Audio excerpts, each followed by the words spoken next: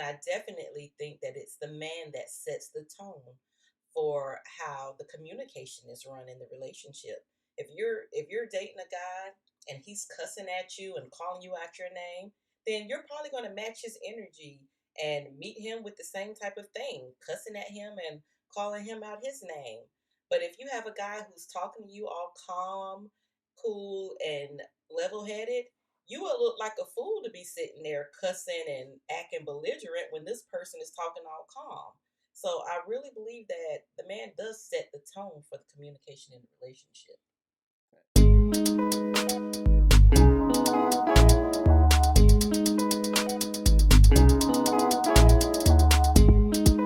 Welcome back to the Two Stubborn to Fail podcast. I am your host, Darren Perkins. And I'm your co-host, Teneasha Perkins. And we got a very special episode for you today. Actually, today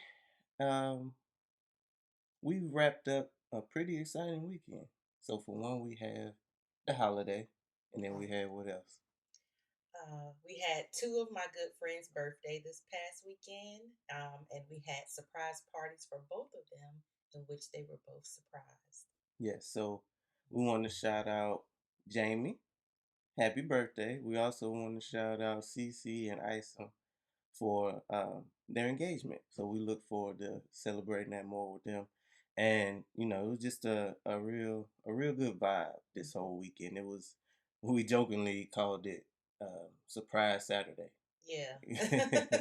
It's good to be the type of people that people want around, and it's always good to celebrate people. And it feels good to um, be in good company. You know. So today with it being a special episode, this is holiday weekend. It's not gonna be super long, but we just wanted to get to the people and give you a quality episode. But today I wanted to kind of structure the conversation around gender roles a little bit. I know that can be a pushy topic or walking on eggshells, but I like to kind of express how we tackle it in our home, and then maybe some of the problems or issues that others may have that may not be the case for us. Um, First of all, online I've been seeing social media specifically. I've been seeing a lot of equality issues. Are men equal to women? Of course, well, let me state from my point of view, of course, men and women are equal.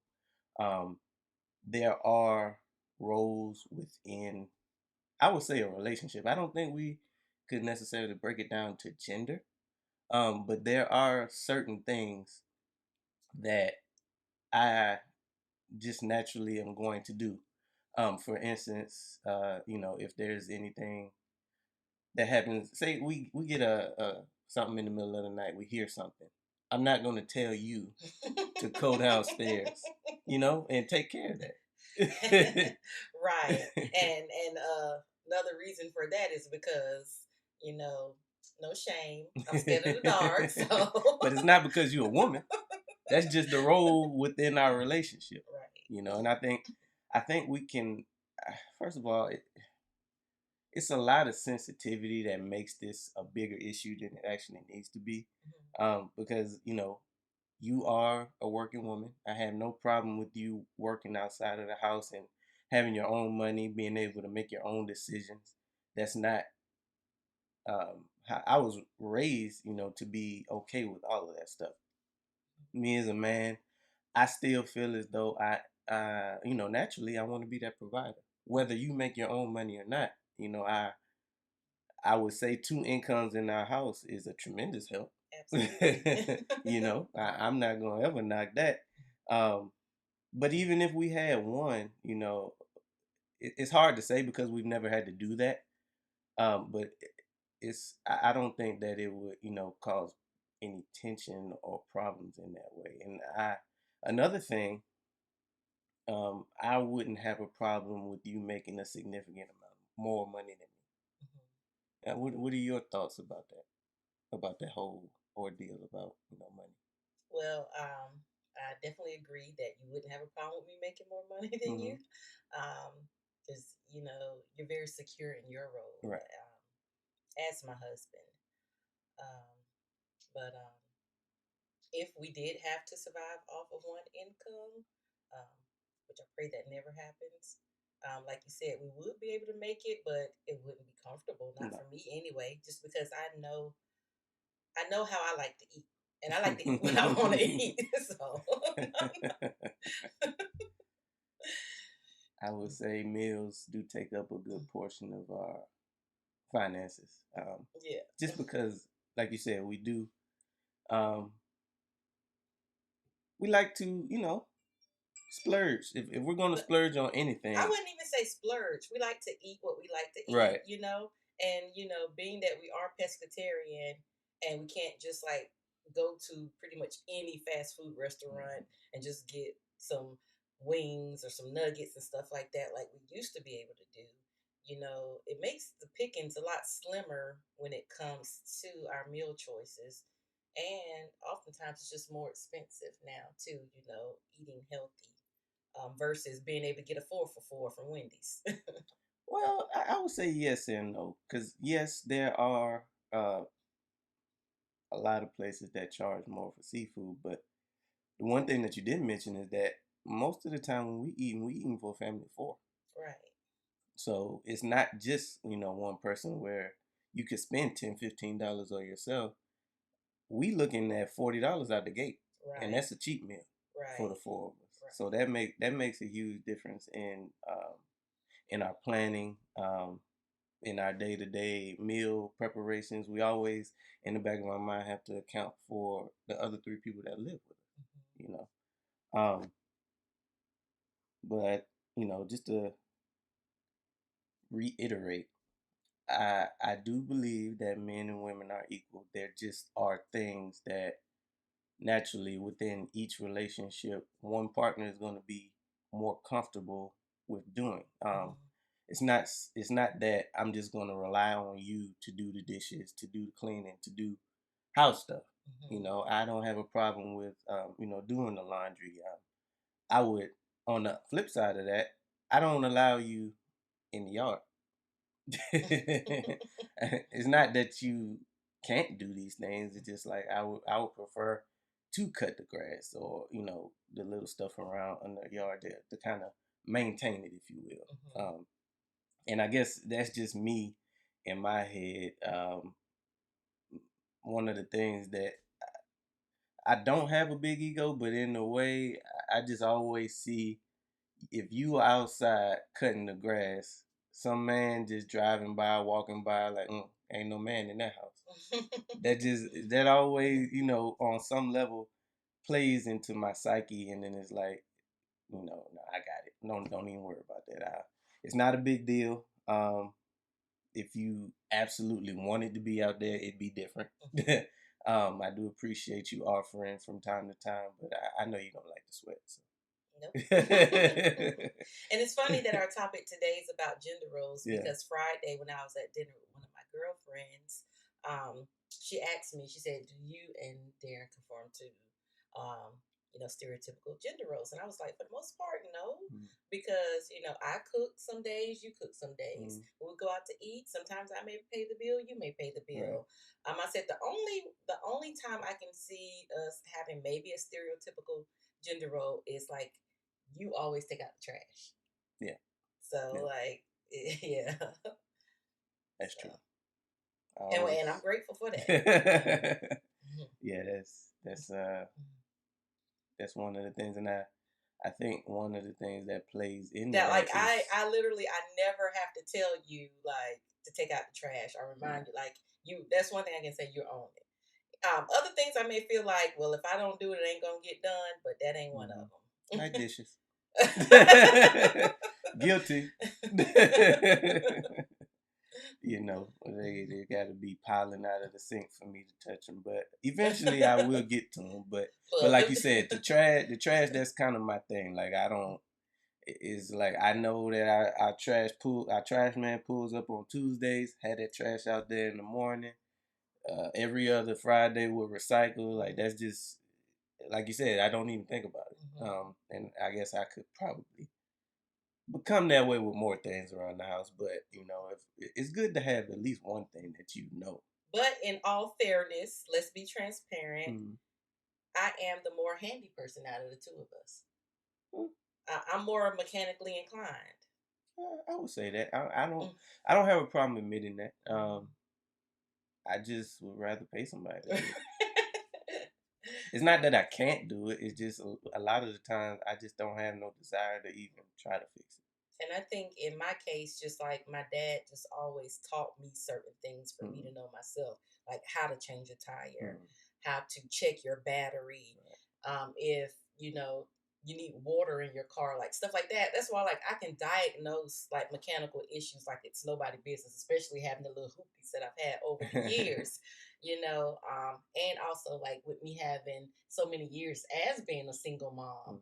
and doing things myself, it I had to be independent, Mhm. so it's like that's just in me. But it's like now, of course, with me being married, I don't necessarily have to Right. do those things because, if I don't, then like you said, I know you would pay somebody to do it. But Yeah. I'm like, look, we ain't got to pay nobody to do it, and I can do it. And then then my ego kicks back in on me, just envisioning somebody riding past you while you trying to change a tire. And it's like, oh, ain't no man in her life. So that's my struggle. Is I don't want nobody subconsciously judging me, even though I really don't care, but I do at the same time. But really, it's just me not wanting you to do those kind of things, and that's I think that probably speaks more to the provider side of me, or the protector, if you will. I don't. Yes, you can do it, but I would rather you not to. Yeah. And just to keep the conversation going, I one of our last conversations that we had on a previous episode was tailored around, you know, you having an expiration date. I was getting toward the end of that. You did mention that you knew that you were meant to be a wife. Um, I wanted to kind of dig a little deeper into that and just kind of figure out like what did you really mean by that? Why did you want to be married so bad, and what was so appealing? What's so appealing about being a wife to you, in your opinion? Well, it's not necessarily that I wanted to be married so bad. Mm-hmm. It's just that I knew that I didn't want to just be dating, Mm-hmm. um, especially as an older adult, various people. I've always been the type of person that when I'm in a relationship, then I'm just committed to that relationship. So, when you do find that person, that you can envision spending the rest of your life with them, then it's like there's no need to date others. You just commit to that person. And one thing that people have to realize is that, when it comes to marriage, marriage is a partnership. Mm-hmm. And there are a lot of perks that come along with marriage.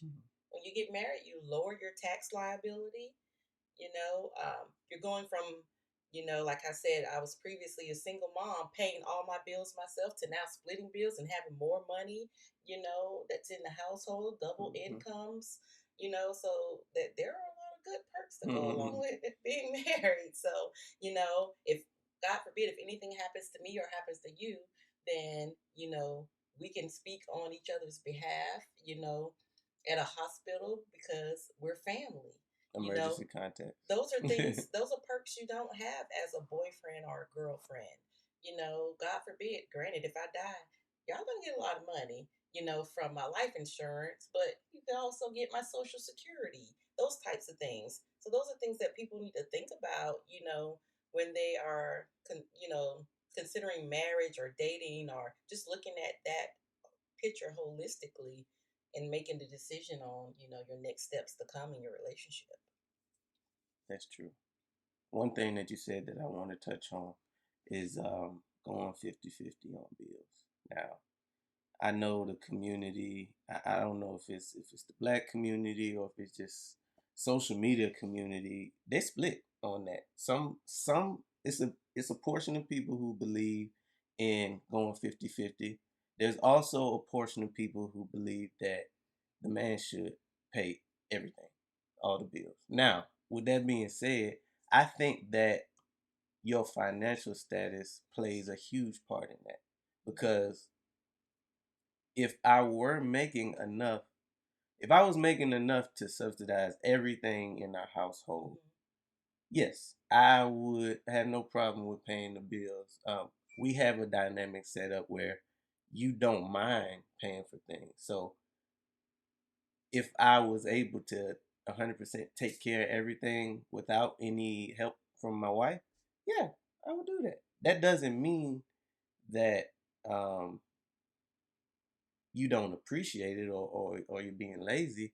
It's about teamwork. And I know that if I have all the bills taken care of, that frees you up to do things like invest for us. That frees you up to put money away. That frees you up to do trips and things of that nature, while I take care of the household bills. And that's what we're working toward. That's at least what I'm working toward. Being able to take care of everything myself. But in the meantime, I can't do that. Um, but I just thought that was interesting. That that would cause such a divide in the community, as far as like some people just 100% don't believe in going 50-50. Mm-hmm. What do you think about that?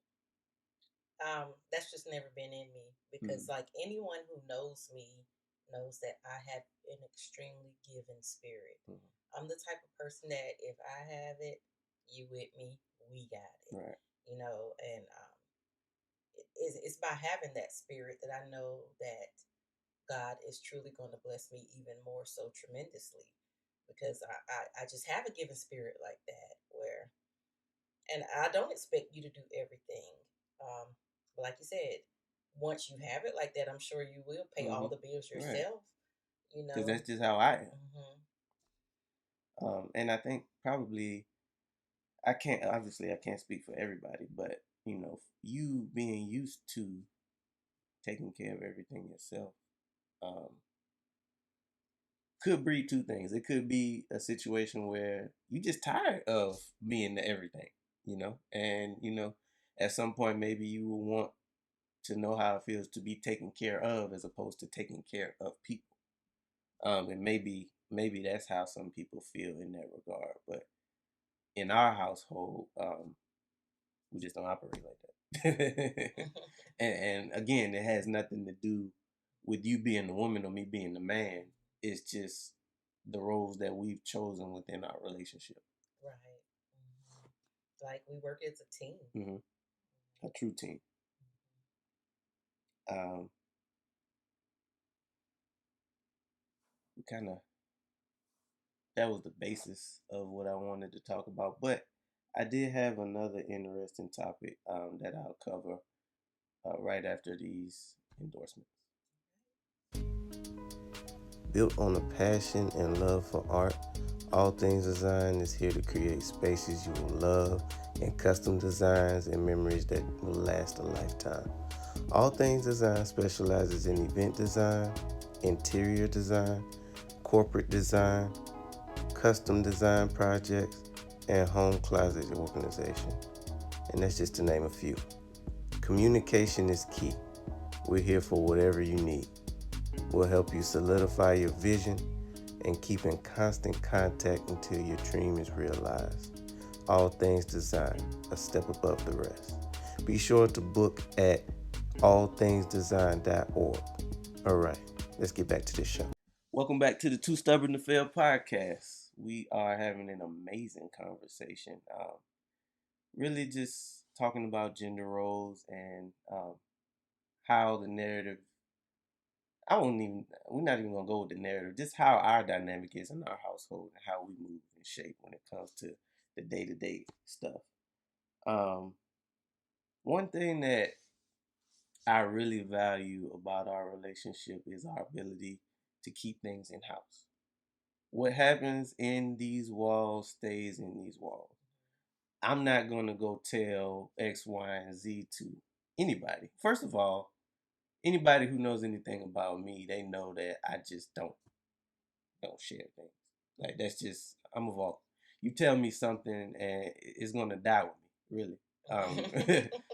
And anybody that knows me knows that that's the case. I'm not a gossiper. First of all, I don't too much talk to people. That's what's Right. so amazing about me. Even having a platform like this is like, I don't talk. The only time I talk is on this podcast. So y'all Right. getting great content, exclusive content that nobody else in my life really gets. But I would say, of course, our relationship isn't perfect. No relationship is perfect. Nothing is perfect. We go through things just like anybody else, but nobody will ever know that because I'm not gonna say it. But it's so funny though because in all the years we've been together, we've never gone through anything tremendous. Right. And they say like no relationship, and I know I would hear the cliches all the time. Well, marriage is work, marriage is hard work, no relationship is perfect, and all that stuff. And I would always just think to myself, well, our marriage isn't, because it's like ours has always been pretty easy peasy, and like even with you saying like us keeping things in house, like it really ain't too much to keep in house because we're born over here. We don't ever have too much going on Speak though. for yourself. Nah, nah. I mean, I agree with we don't really too much have. First of all, we don't fight, and I think that fighting in itself, just to that goes right along with what we got going on because I feel as though my manner, my temperament kind of sets the tone for how we deal with each other on a day-to-day basis. I Absolutely. don't yell at you. I don't Hmm. call you out of your name. I Hmm. respect you every day. So I have no reason for you. You have no reason to give me that stuff in return. Right. And it's so, like, I swear, this is like the same conversation Ashley and I just had Friday. Hmm. And I was just telling her, I was like, in the 11 years we've been together, it is still pure in the sense that you've never cursed at me, never called me out my name, none of that. And it's like we still have that pureness of our relationship where we respect each other. Hmm. Now, of course, out of the two of us, I'm more of the firecracker, Oh yeah. and you're more of the calm one. But even with that being the case, I still know when to fall back and just calm my little self on down. And I still like I will never curse you or curse you out or anything like that because, like you said, you don't come at me like that, Hmm. and I don't come at you like that. And I definitely think that it's the man that sets the tone for how the communication is run in the relationship. If you're dating a guy and he's cussing at you and calling you out your name, then you're probably going to match his energy and meet him with the same type of thing, cussing at him and calling him out his name. But if you have a guy who's talking to you all calm, cool, and level headed, you will look like a fool to be sitting there cussing and acting belligerent when this person is talking all calm. So I really believe that the man does set the tone for the communication in the relationship. Facts. Facts. Mm-hmm. I wholeheartedly agree with that. And it's funny because we've been together so long. It's kind of some things that, of course, it wasn't always the case. In the very beginning, we were young. There were things that we both had to learn. So, in a sense, I guess you could kind of say we kind of had to train each other on things that we wanted out of the other. Specifically for me, with affection, love, stuff like that, I had Mm-hmm. to learn that kind of stuff. Right. Um, Not that I didn't get that as a child, but it was more so the fact that I got so much that I didn't feel I didn't I got so much love as a child that I just was good. Like I'm not looking for love from anyone. And it was hard for me to show that to anybody, even a mate, is just like public affection, holding hands, hugging, um, just that love, showing that love for me. I showed it in different ways initially, and it could appear that it was not at all. And in full disclosure, like We dated and courted for a full year and a half before he officially asked me to be his girlfriend. Yep. Yep. So, Yep.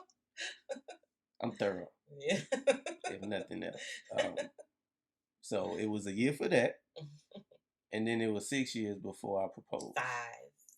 I mean, in totality, but yeah, 5 after that, 6 in total.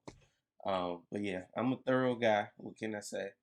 Um, but in that, in the beginning, you were feisty, and I think you were Still used got a to. little feisty No, in you me. still do, but I'm saying as far as like our relationship, there are things that happen um, that you were. It was kind of like you was trying to go there, but I wasn't matching that energy for you. And I Right. think it took a while for you to realize that that energy was never going to be matched. And we never had I don't think we ever really had a conversation about it. I think you just realized after a while that's not how I operate. So, at what point did it click for you that I was different in that regard? Well, for one thing, I think it just also came down to me having to realize that anytime you're in a new relationship, you can't attribute things from your past relationship to the person you're currently dating. Mm-hmm. So, you know, for me to have been suspicious of you or think that, you may have been, being underhanded or anything like that, that would not have been fair to you. Not to say that I didn't do it initially, like, have distrust or whatever, but you had to make me realize, look, I have done nothing for you not to trust me. And then, I had to look at it like, he's right. He hasn't done anything for me not to trust him.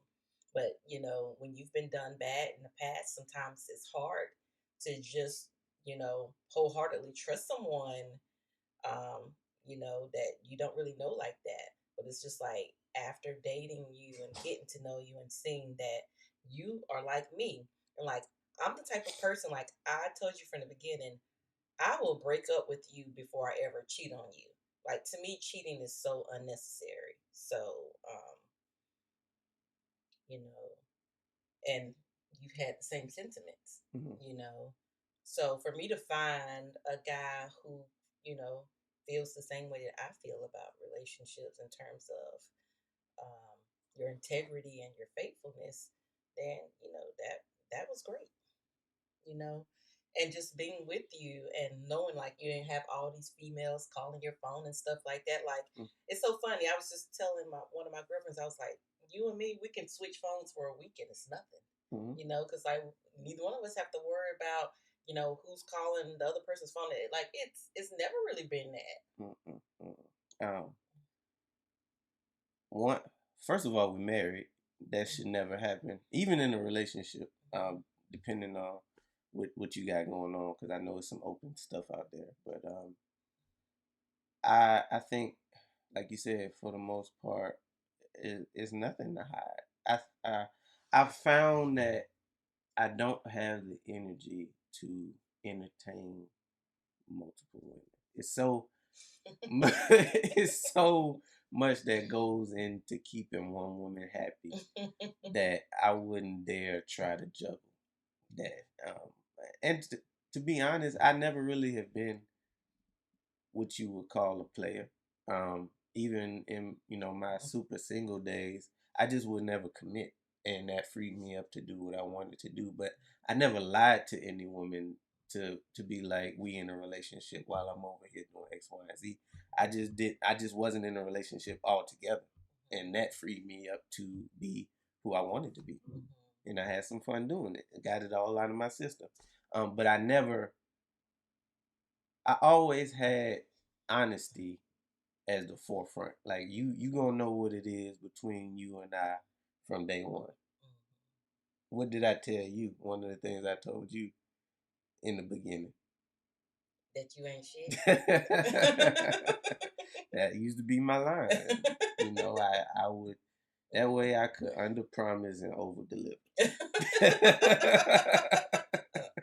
Don't think that way gonna keep me from riding out on you.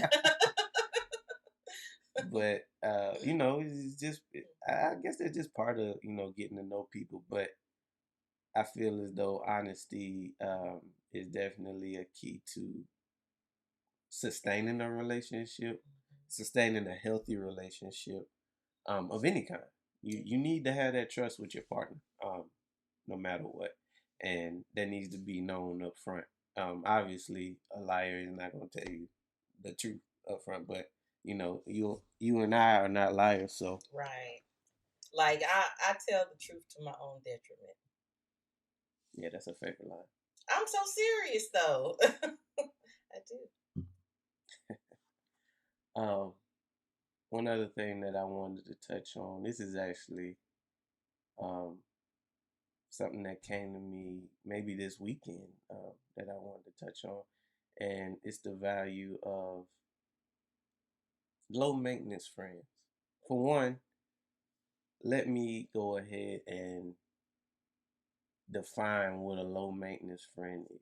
I, for one, think that I am a low maintenance friend. So, what a low maintenance friend is to me is a friend that no matter when, somebody that you might not necessarily talk to periodically, every time you call them, it's always love. Every time you link up, it's always love. It's like you never missed a beat. But it's not somebody that you have to constantly talk to, constantly visit, constantly appease in order for the relationship to thrive. Mm-hmm. What would you define a low maintenance friend To me, a low maintenance friend is a friend that you can be 100% authentically yourself. as? There is no judgment. Like you said, you may not talk to them every day, but then when you do talk to them, it's like you pick up right where you left off. You're very comfortable with Mm-hmm. them. Like to me, that's low maintenance friendship. Let your hair down and you're just comfortable with them. And they're not, requiring anything of you. They don't stress you out. You're always happy to hear from them when you do, and there's no drama or stress. Low maintenance friendship. Man, I love. First of all, I feel as though, and we talk about it all the time. I don't think that I'm the best friend, but I think I had to come up with my own title for what type of friend I am to make myself feel better. Because life can get away from you, man. It's just the grind of working in and out. Having businesses on the side, wanting to do things with just you as my wife or as the family, being present with our kids. It's just a ball of it's a lot. It's a lot that goes into the day to day, and it's easy to forget about what's really important. Like just stopping and being in the moment, being present in the moment, picking up the phone just to call somebody and check on them. That's something that I definitely need. I strive to be better at is just picking up the phone and calling somebody. Hey, let's go do lunch. Or, I was thinking about you today. Didn't really want anything. That I can definitely get better at. And to my loved ones, just don't charge it to my heart. Just charge it to my brain, just because it's a lot going on. Not to say that it's not a lot going on in your life, because we all got stuff going on. But that is something that I'm actively working on. Is trying to maintain those relationships, because after a while you're gonna stop getting invited to the barbecue. Right. But people who know you, Yeah. they know that you're not a phone person. Right. So. Right. That's 100% correct. And I appreciate the people in my life for understanding the type of person I am, because it's something I'm working on. But hey, God ain't through with me yet, and so just keep working with me. I love you. And when we link up, it's gonna be on all love. So, like I said, just don't charge it to my heart. It's something that I'm working on. But we're gonna take a short break, and when we come back, we'll come back with the two stubborn to fail moment and wrap up another amazing episode. Real dope photography is more than just dope photos. It's a celebration of your brand, beauty, and confidence at any stage of your life. Our goal is to capture the greatest moments in your life and the world around you. Visit our website at realdopephotography.com. That's realdopephotography.com. And the real is spelled REEL. You know, like a reel of film. Make sure you set up your free consult today. Mention the Too Stubborn to Fail podcast on your booking form in the How Did You Hear About Us section, and you can receive a 20% discount. All right, let's get back to the show. Welcome back to the Too Stubborn to Fail podcast. As promised, we got another Too Stubborn to Fail moment. For this moment, I actually want to go back a little bit to my childhood. It's actually one of uh, probably the most difficult moments in my life up to that point. I was around 11, um, and my mom was very, very sick. So I'm going to I'm in the seventh grade, going back and forth to school. My mom and I were living alone, um, and she just all of a sudden got real sick. So, you know, me being me, I just always keeping things in house, even at a young age. Taking care of her. It got to the point where she couldn't take me to school, so I was taking a cab back and forth to school every day, making sure that the day-to-day things were running to the best that a 11-year-old could. Just holding down the house. Um, but it was tough. That was a tough moment, and I think the the valley of it was the doctor telling me that my mom wouldn't make it past Thanksgiving that year. And looking back at it, I don't know. I don't know how. I know that it wouldn't been good. I don't know where I would be um, if I had lost my mom that early on, being as though our relationship was that close, and still is that close. But a long story short, I had to deal with that, and I had to still, get my work done. I had to make sure that everything was right around the house to the best of my abilities. Um, and thankfully, she made a vast. Well, I'm not gonna say a vast recovery, but she made a full recovery. And we to the point where we celebrated her 55th birthday. Next year, we're gonna celebrate her 60th birthday. So we So doing it big for 60. so that moment was big enough to break people. And I think that was the start of me realizing that if I can make it through even the thought of losing somebody that was so close to me, I can make it through anything. And that's where my drive was born. And that's a moment that I'll never forget. And every year that I have to spend with my mom is a blessing. And to think that like I've been literally in the back of my head preparing to be without my mom for a very long time. So not waiting on her to pass, but living in the moment and appreciating who she is to me and all the things that she's done for me in my life. Um, I definitely feel as though we can't get any closer. So that was today's Too Stubborn to Fail moment. Is a moment that I'll never forget. But before we get out of here, um, do you have any words of encouragement, last remarks, anything that you'd like to let everybody know before we wrap this episode up? Absolutely. So, as we mentioned at the beginning of this episode, my best friend just got engaged this past weekend. And I am so happy and so excited for her. And I'm ready to get in wedding planning mode. So, y'all look out because this wedding is going to be the best wedding of 2023. Uh oh, we got some. We got a couple. We And got a I couple. serve at the pleasure of the bride.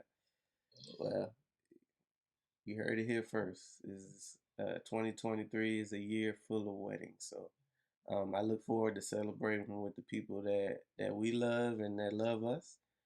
This has been another amazing episode of the Too Stubborn to Fail podcast. I am your host, Darren Perkins. And I'm your co host, Teneasha And Perkins. we are Too Stubborn to Fail.